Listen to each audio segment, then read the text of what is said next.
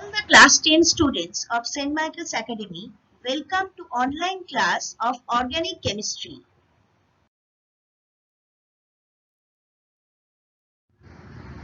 Today I'll teach you the last part of organic chemistry. So please pay your attention and go through the whole video properly. I'm discussing the uses of ethanol or ethyl alcohol and acetic acid. So ethanol uses.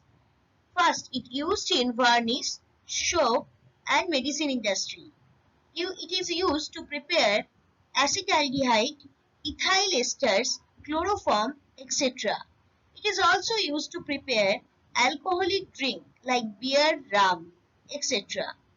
And the last one, it is used actually a mixture of ethyl alcohol, petrol and benzene is used as motor fuel. Now the uses of acetic acid.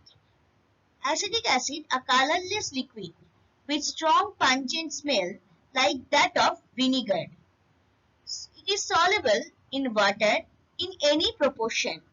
Generally, you know that vinegar used in cooking purpose. Physical properties of ethyl alcohol. Ethyl alcohol is a colorless, sweet-smelling, volatile, inflammable liquid. Its boiling point is 78.5 degrees Celsius and it is soluble in water. Now, its chemical property I am discussing. Well, first I am discussing the reaction of ethanol. Reaction of ethanol with metallic sodium. If a small piece of sodium is dropped into some ethanol, it reacts steadily to give off bubbles of hydrogen gas and leaves a colorless solution of sodium ethoxide. CH3CH2ONA. Sodium ethoxide is known as an alkoxide. If the sodium solution is evaporated carefully to dryness, the sodium ethoxide is left as a white solid. Now see the first reaction. 2C2H5OH, that means ethanol, 2 molecule of ethanol reacts with 2 molecule of sodium, that is Na, forming 2 molecule of sodium ethoxide C2H5ONA plus hydrogen gas, that is H2. Now the next reaction. Reaction with dehydrating agent. Ethanol is heated with an excess of concentrated sulfuric acid at a temperature of 170 degrees Celsius. The gases produced are passed through sodium hydroxide solution to remove the carbon dioxide and sulfur dioxide produced from side reactions. The ethene or ethylene is collected over water.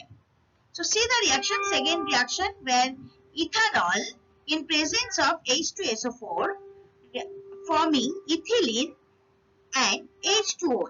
HOH means actually H2O.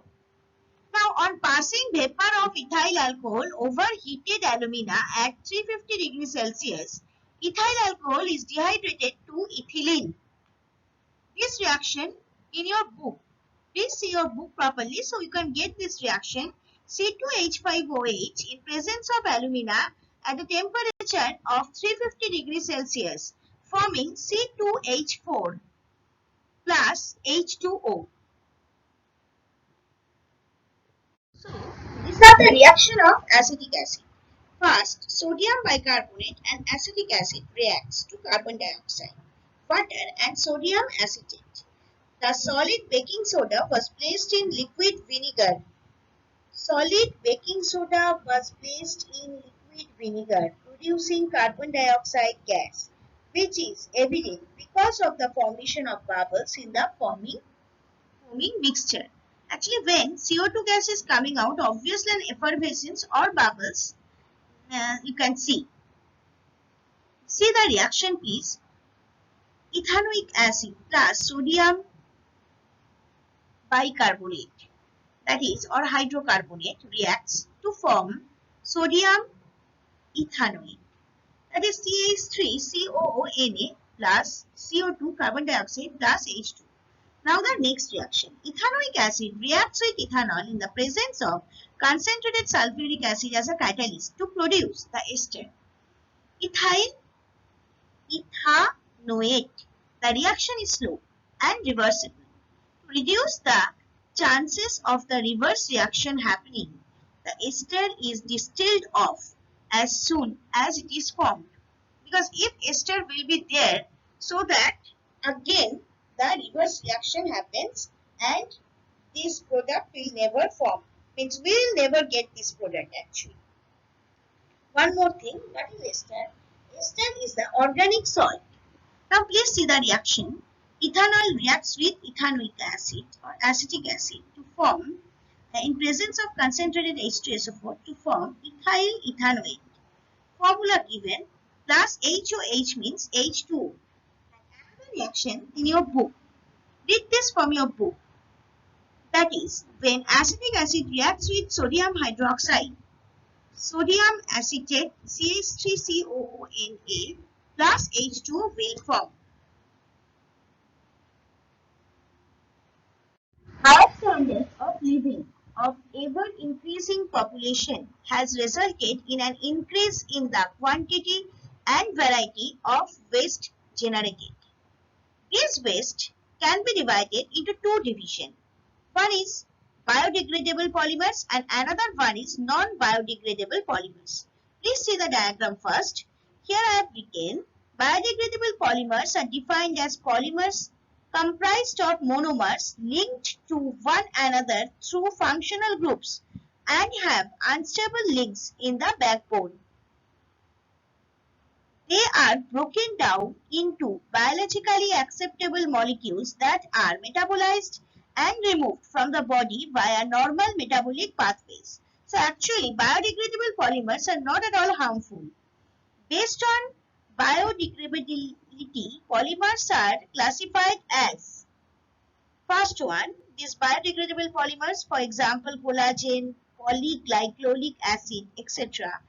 And another one is non-biodegradable polymers, for example, polyvinyl chloride, polyethylene, etc. Now coming back to the definition of biodegradable polymers, are a special class of polymer that breaks down after its intended purpose by bacterial decomposition process to result in natural byproducts such as CO2, N2, water, biomass, and inorganic salts. These polymers are found both naturally and synthetically made and largely consist of ester, amide, and ether. Ester, amide, and ether, these are all functional group of organic chemistry. Functional groups. Already I have discussed this. Their properties and breakdown mechanism are determined by their exact structure. These polymers are often synthesized by condensation reaction and metal catalysts. These are vast examples and applications of biodegradable polymers there are. So the common examples of aliphatic biodegradable polymers are polyglycolic acid. Please remember the name polyglycolic acid, PGA in short. Nylon, normal nylon, nylon to nylon 6. These are the actually isomers. What are non-biodegradable polymers? The waste that cannot be degraded by microorganisms are called non-biodegradable polymers. For example, plastics, glass bottles, etc. Harmful effects of these. First one, it remain unchanged for a long time. So obviously, it can hamper the environment condition. Number two, due to the deposition of this waste, some diseases may spread. And number three, some of the monomers are carcinogenic. That means it may cause cancer. Apart from this, importance of the use of recyclable polymers. What is recycling? Recycling is the processing of discarded materials into new useful products. Recycling reduces environmental pollution. For example, old aluminium cans and glass bottles are melted and cast into new cans and bottles. So these non-biodegradable polymers that time cannot affect the environment. Number B, from different types of scrap metals, fresh metals can be regenerated for use. A formation of new products, preparation cellulose, insulation from paper, preparation of fuel pellets from kitchen waste, preparation automobile and construction articles from waste steel materials. So use of recycled products saves money and reduces pollution. Recycling of paper will reduce cutting of trees for making fresh paper. So recycling is very much necessary. And the last one is use of jute and paper in packaging. To reduce pollution, jute and paper made bags and wrappers are to use extensively for carrying paddy, rice, wheat and sugar.